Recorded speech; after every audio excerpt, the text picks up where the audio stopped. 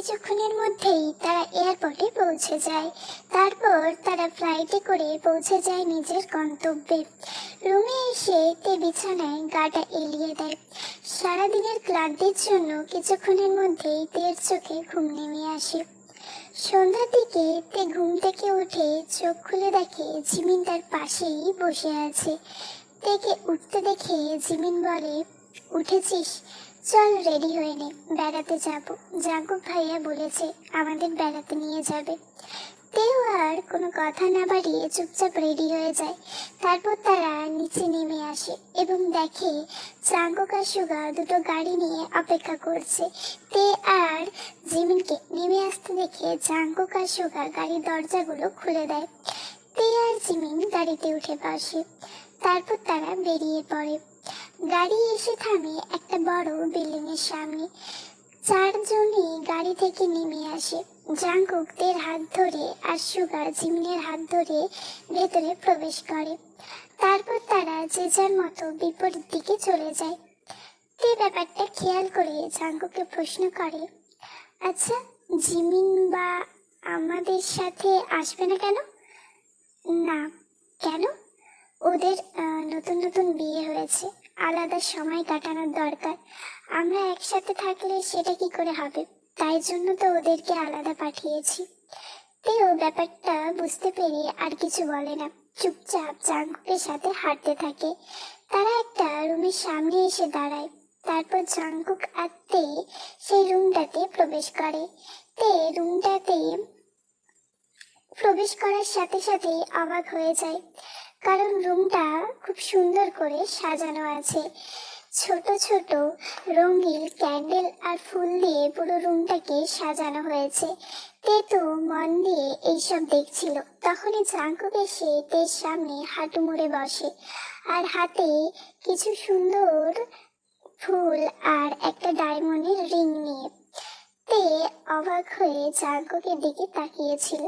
Jungkook ব্যাপারটা লক্ষ্য করে বলে, আমি জানি না কি করে প্রপোজ করতে হয়। আমি শুধু আমার মনের কথাটা তোমাকে বলতে চাই।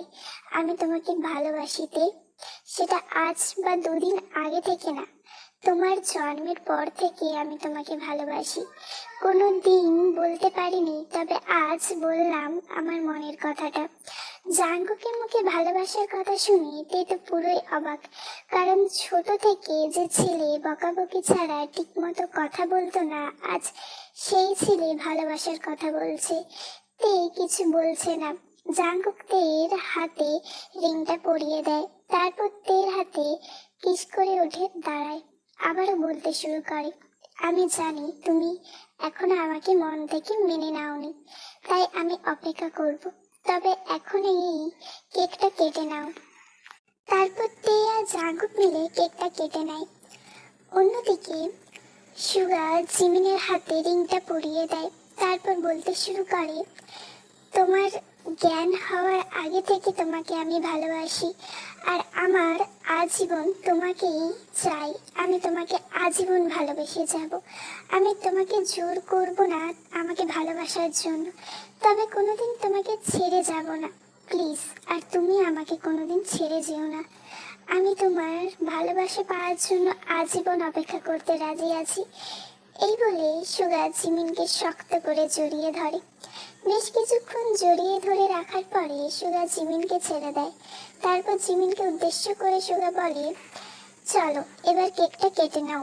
তারপর জিমিন আর সুগা মিলে কেকটা কেটে নেয়। রাতের বেলা যে যার রুমে এসে গেছে। তে আর জাঙ্কুকের মধ্যে বালিশ দিয়ে বর্ডার করা আছে। সারাদিনের ক্লান্তির জন্য তে তাড়াতাড়ি ঘুমিয়ে পড়ে। তে ঘুমিয়ে গেছে দেখে জাঙ্কুক তাদের মধ্যে থাকা বালিশগুলো সরিয়ে দেয় এবং একটানে তেকে নিজের কাছে নিয়ে আসে। তারপর তের মুখে চুমুতে চুমুতে ভরিয়ে দেয়। বেশ কিছুক্ষণ চুমু খাওয়ার পরে জাঙ্কুক তেকে নিজের বুকের সাথে শক্ত করে চেপে ধরে ঘুমিয়ে পড়ে। অন্যদিকে সুগা আর জিমিন ঘুমাচ্ছিল। হঠাৎ করে সুগা নিজের উপরে ভারী কিছু অনুভব করে। চোখ খুলে নিজের ওপরে জিমিনকে দেখতে পায়। সুগা এক দৃষ্টিতে জিমিনের ঘুমন্ত মুখের দিকে তাকিয়ে আছে আর মনে মনে বলছে, ঘুমন্ত অবস্থায় তুমি আমার এতটা কাছে এসেছো, তবে কবে তুমি সজ্ঞানে আমার এতটা কাছে আসবে জিমিন? সুগা আর ভাবনা থেকে বেরিয়ে এসে জিমিনের কপালে একটা কিস করে। তারপর সেও জিমিনকে জড়িয়ে ধরে ঘুমিয়ে পড়ে। গল্পটা যদি তোমাদের ভালো লেগে থাকে please like, comment, share and subscribe.